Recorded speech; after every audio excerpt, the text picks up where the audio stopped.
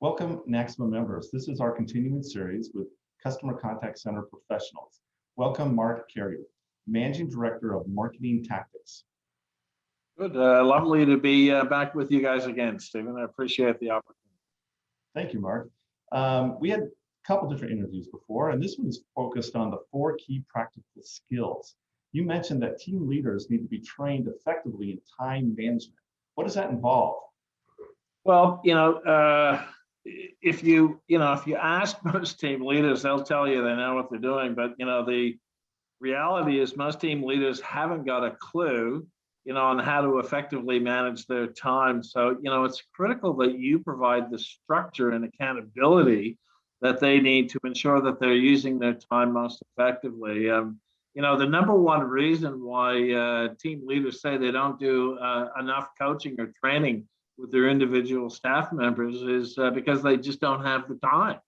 And, to be fair, some of them are right when you look at all the different tasks and activities that they need to be doing every day and through the week. And quite frankly, what I coach a lot of people to do is say, look, have a look at all those tasks and activities that they're doing, because their number one priority is working with their team. And if you've got them doing admin tasks or HR tasks that are better done by an admin coordinator or HR personnel, you need to shift those to them.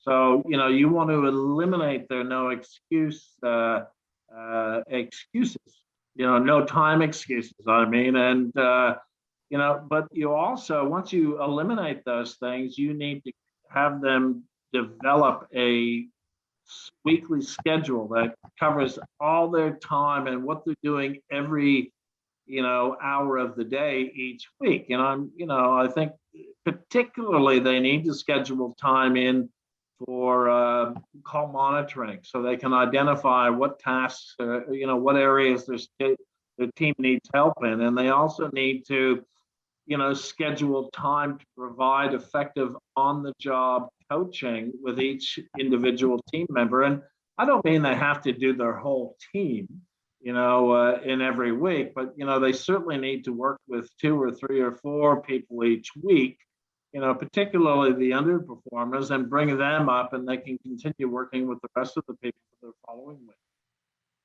following weeks.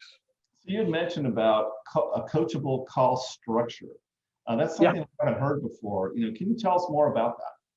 Yeah, well, a coachable call structure is really just an easy to understand call structure that outlines the whole call process, from when the customer picks up the phone or you answer the call right through to the end of the call, the outcome that you want. So it identifies each of the proper steps in the proper order that a team member needs to follow to, get the proper outcomes that you're looking for.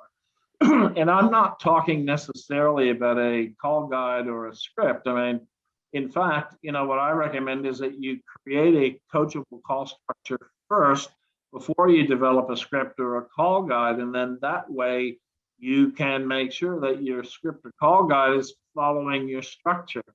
And, once you have a coachable call structure, it makes it really easy for the, team members to understand why they're saying what at each part of the call, or maybe why they're doing a discovery and how to drill down on the answers that they get in their discovery and how to use that in their presentation to make it relevant to the consumer.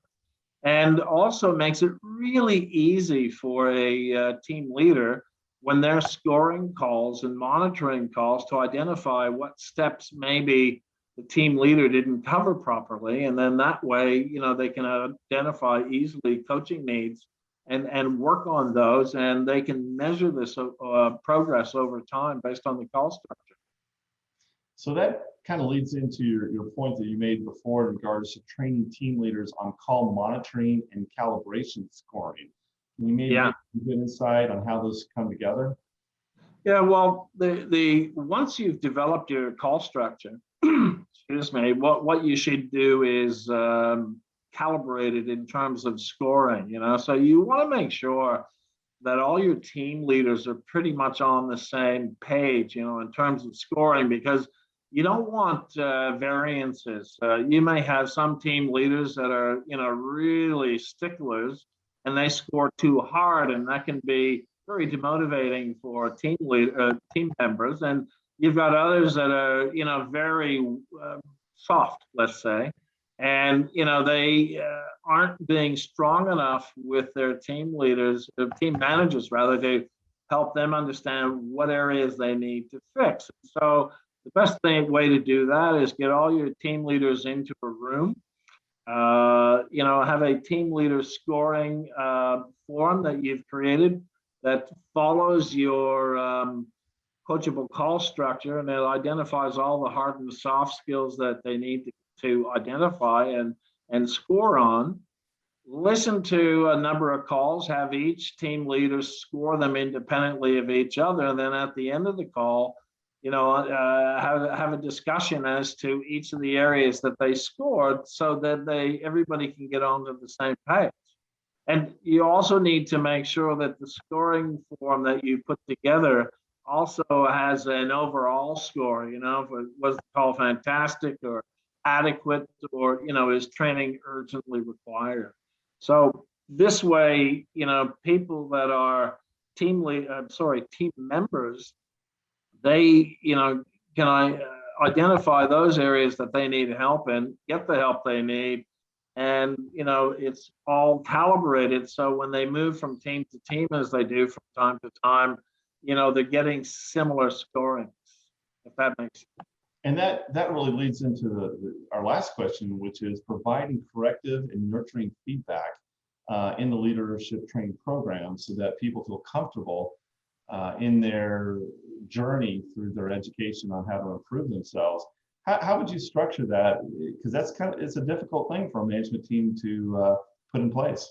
Oh, yeah, absolutely. I mean, one of the most important activities team leaders need to do is provide constructive and corrective feedback to team members to help them improve. And, done correctly, team members will really listen and take everything on board and act on the coaching and advice that they get. But, if it's done poorly, then, you can create a lot of resentment and closed minds. So, you're going to be very careful that how to communicate with people. And this is one area that I think a lot of companies don't do a good job in training their people, team leaders, on how to provide corrective and nurturing feedback. And, typically what happens is that they have a one style of feedback that, everybody does. And the problem is there are different communication styles that everybody has.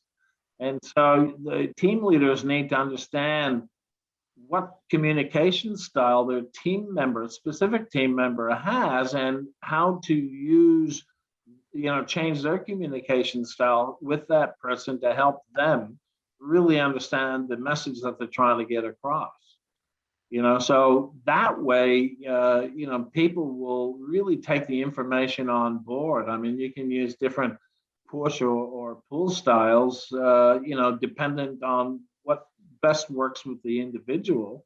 And, the goal is to get a team member really excited to get feedback and eager for more feedback, because they find it's a really positive, experience, rather than typically what happens is, somebody's beating them over the head with a stick.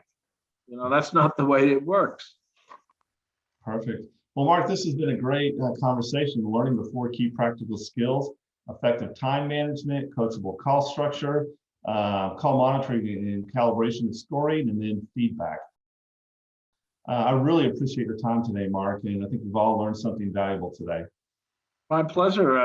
Happy to help. I love being here. Thanks so much.